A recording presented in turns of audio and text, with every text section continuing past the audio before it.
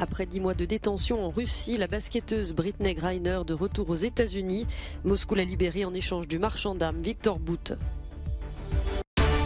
Un pipeline pour transporter de l'hydrogène vert. Le projet a été lancé ce vendredi par la France, l'Espagne et le Portugal.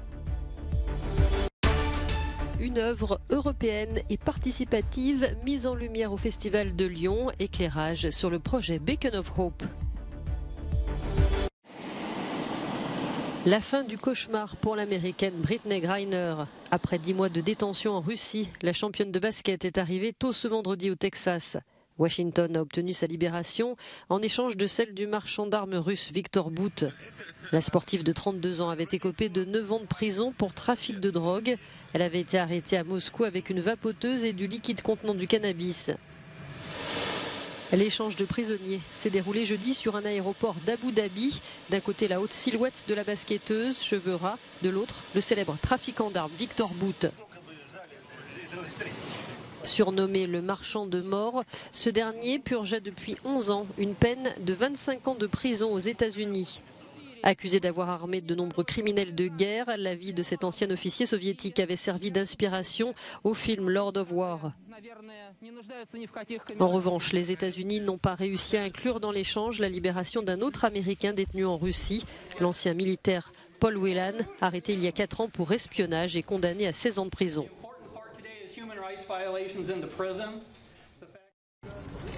L'Espagne, le Portugal et la France lancent ce vendredi un ambitieux projet de pipeline d'hydrogène vert.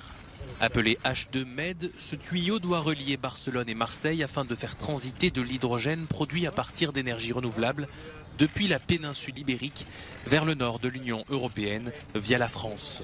Son coût est estimé à 2,5 milliards d'euros.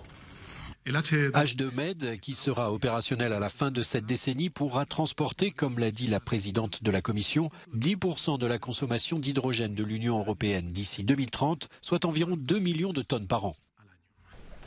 Ce projet remplace le MidCat qui devait relier les réseaux français et espagnols pour le transport de gaz, projet abandonné en raison de son manque d'intérêt économique et de l'opposition de Paris. La France, l'Espagne et le Portugal attendent maintenant une réponse de la Commission début 2023. Ursula von der Leyen, présente aux côtés des 3 dirigeants, a salué l'initiative. Les pompiers russes face à un immense incendie aux portes de Moscou. Le feu a démarré dans la nuit de jeudi à vendredi dans le centre commercial Mega Khimki au nord de la capitale russe. Il se trouve à 7 km de l'aéroport international de Sheremetyevo. Le sinistre s'étend sur 7000 m². Selon les médias, une personne est décédée. Les services d'urgence russes ont déjà évoqué une piste criminelle pour expliquer l'origine de l'incendie. Un grand réseau de passeurs soupçonnés de faire entrer sur le territoire européen des migrants clandestins a été démantelé. Coordonnés par Europol, les polices de la Pologne, d'Allemagne et des pays baltes ont procédé mercredi à plusieurs interpellations. Varsovie a également renforcé ses contrôles à la frontière. Ce sont de nouvelles arrestations. Les gardes frontières ont déjà interpellé 39 personnes cette année. Il s'agit des organisateurs et des personnes opérant à différents niveaux de la hiérarchie de ce groupe criminel. Ces gens ne se connaissaient pas forcément, ils ne savent pas qui intervient à quel niveau. Selon les autorités polonaises, les migrants partaient depuis la Turquie en Russie, puis ils étaient transportés au Bélarus pour traverser les frontières de l'Union européenne. La majorité d'entre eux tentaient ensuite de rejoindre l'Allemagne. Le Bélarus, proche allié de Moscou, utilise depuis 2021 l'arme de l'immigration contre ses pays voisins, en particulier la Pologne. Entrer à Gaza n'est pas facile, surtout pour un jeune comme Ricardo. Il est le premier étudiant européen en échange Erasmus à s'être rendu dans une zone de conflit. C'était en 2019 pour apprendre la chirurgie d'urgence. Son voyage, semé d'embûches, est raconté dans un documentaire Erasmus in Gaza. Nous avons rencontré le jeune Italien, étudiant en médecine, qui fait désormais son internat à Vérone, en Italie. Il dit que cette expérience a été dure, mais qu'elle l'a conforté dans sa volonté de devenir médecin. Personne n'est prêt pour ça. Personne ne vous forme jamais à gérer des fusillades de masse où 50 personnes arrivent en même temps en l'espace de 10 minutes avec des blessures par balle. Alors, quand vous vous retrouvez dans une telle situation, cela peut avoir un impact très fort. C'était aussi très difficile à gérer émotionnellement. Mais après avoir traversé cette épreuve, j'ai eu la confirmation que c'est ce que je voulais faire dans la vie. Ricardo était un étudiant sans a priori sur la guerre, un profil qui a plu au réalisateur du film qui estime que la culture peut apporter beaucoup dans une zone de conflit. La diplomatie culturelle peut-elle combler le vide laissé par la politique qui a complètement échoué dans sa mission? Après cette expérience, ce que nous pouvons dire, c'est que le projet Erasmus permet à l'Union européenne de prendre une énorme responsabilité. C'est un programme qui vise à construire des ponts plutôt que des murs.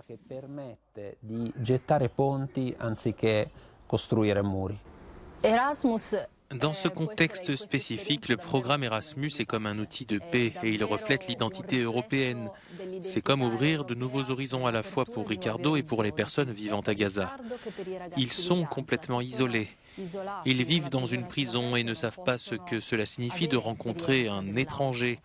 Et Ricardo représente cela. Il incarne le monde occidental qu'ils n'ont jamais connu. Alors que la guerre fait rage en Ukraine, Ricardo estime avec son expérience que les échanges directs entre cultures, entre pays voisins, peuvent permettre d'éviter les conflits. Pouvoir assister à un même cours avec d'autres personnes qui viennent de différentes parties du monde est quelque chose qui peut unir des milieux culturels différents. Cela signifie apprendre à se connaître. Et quand nous apprenons à nous connaître, nous n'avons pas peur les uns des autres. Et quand il n'y a pas de peur, il n'y a pas de guerre. Les deux réalisateurs espèrent que l'expérience de Ricardo pourra inspirer d'autres étudiants à faire de même dans d'autres parties du monde.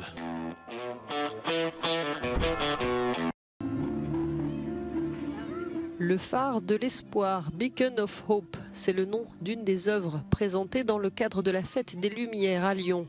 Installée dans les jardins de l'Institut Lumière, elle a été réalisée par l'artiste écossais Craig Morrison.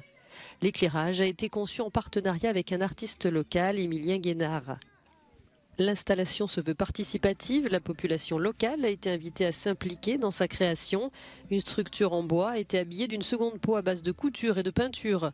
L'œuvre s'inspire de l'histoire des soieries lyonnaises, mais aussi de l'histoire de jeunes migrants.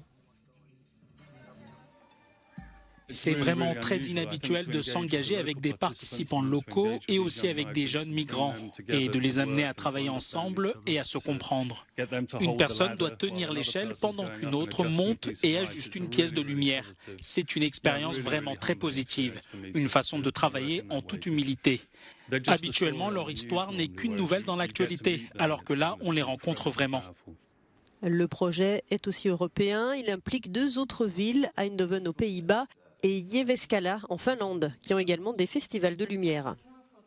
C'est une idée qui a émergé en lien avec ces festivals, et de se dire qu'est-ce qu'on pourrait faire ensemble pour imaginer des nouveaux modèles de création à la fois durables dans la conception, mais aussi participatifs, qui viennent mettre en relief nos différences culturelles, parce qu'on sait que la lumière, c'est aussi quelque chose de très culturel. Le projet se veut un modèle d'avenir pour d'autres événements de ce type à travers le monde. C'est probablement l'avenir de ce type d'événement, d'être plus collaboratif, d'être plus durable, plus inclusif, plus participatif, de travailler avec les communautés directement dans les quartiers et de faire les choses ensemble. Donc oui, nous pensons que c'est l'un des futurs possibles pour les festivals de lumière dans le monde.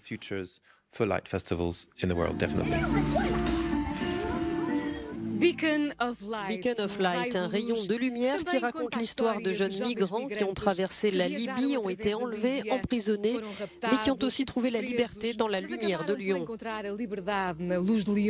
Cette année, la Fête des Lumières raconte des histoires de courage qui captivent les foules, racontées avec la beauté de l'âme d'artistes qui s'unissent pour mettre en lumière des causes importantes. Patricia Tavares, em Lyon, para a Euronews.